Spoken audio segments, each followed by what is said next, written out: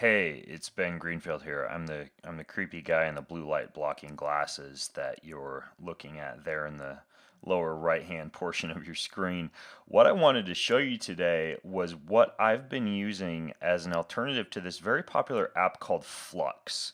You may have heard of Flux before, but it is designed to reduce the level of blue light that a computer screen produces, specifically at night, so that you don't shut down your body's own melatonin production when you're working, for example, in the evenings, when the body is actually not supposed to, from like a natural ancestral standpoint, it's not supposed to be exposed to large amounts of blue light from a screen.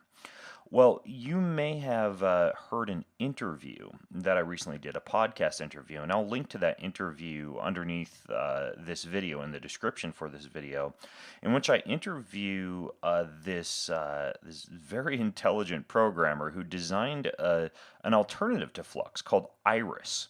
I want to show you what this looks like because I installed it on my computer, and it is mind blowing in terms of what you can do. So, for example, if I open Iris, this is what my dashboard looks like.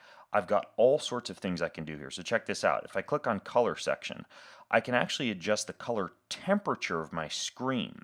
Now, this influences things like eye strain, the level to which the screen will have a tendency to flicker or not flicker, your ability to be able to spend long periods of time working or reading on your computer without eye strain.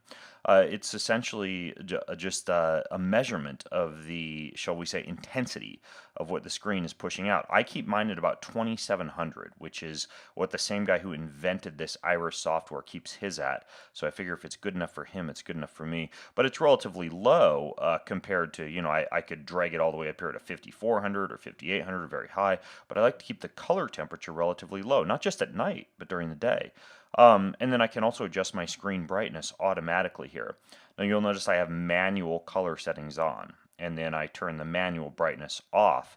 By turning the manual brightness off, what this Iris software does is anywhere where I'm at in the world, it will detect where I'm at and it will automatically reduce the level of blue light that my screen produces when the sun sets in whatever area of the world that I happen to be in.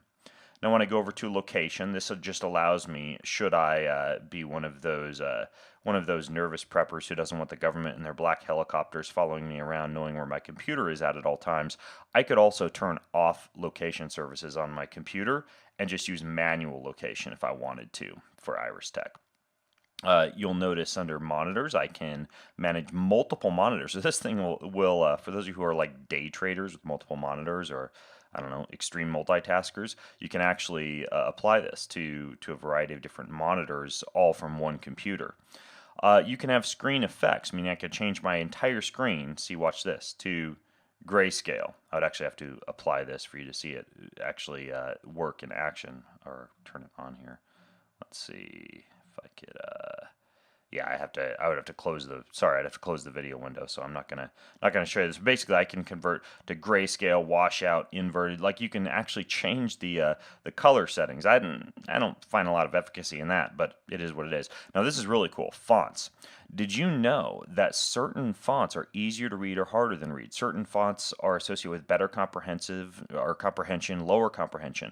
I interviewed the guy that created this software, and again, I'll link to that interview underneath the description in this video. And we talk a little bit about fonts and how not all fonts are created equal. And you can simply go here and you can select you want everything that you read in a browser, for example, or in a Word document to be simple fonts or clear type fonts or GDIPP. Now, I personally like clear type. They're very easy to read, so that's what I have my setting on for Iris Tech.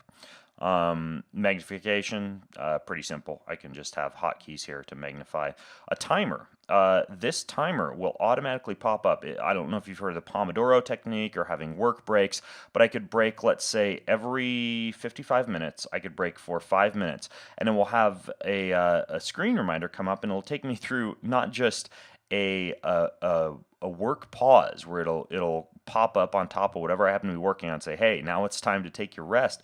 But I can even go down here and I can learn and have it automatically populate with specific eye exercises, neck exercises and back exercises. For example, you can see all the different eye exercises that I can do here. Gazing into the darkness, side to side eye movement, up and down eye movement. Things you would normally not really think of doing, but this makes it easy by actually training you how to do it, which I think is really cool. We have artificial intelligence, which uses automatic blink detection to determine when your blink frequency decreases and to actually induce a work break when you're not blinking properly. And again, we talk about this in a little bit more detail in the interview. There are color pausers where you can pause the color, timer pausers where you can pause the timer. This would be for specific pieces of software that you're working on. Screen overlay. I can make my screen dim. I can change the opacity of the screen. As you can see, this thing is freaking amazing. So if you go to bengreenfieldfitness.com/iristech, IRISTECH, you can see this software for yourself. You can download it, etc. I'll put a link in the description underneath this video as well to not just the Iris Tech website, but also to the podcast that I did with the guy who invented this software. Anyways, in my opinion, some of the best software out there for managing your eye health and also your sleep health when you work on a screen.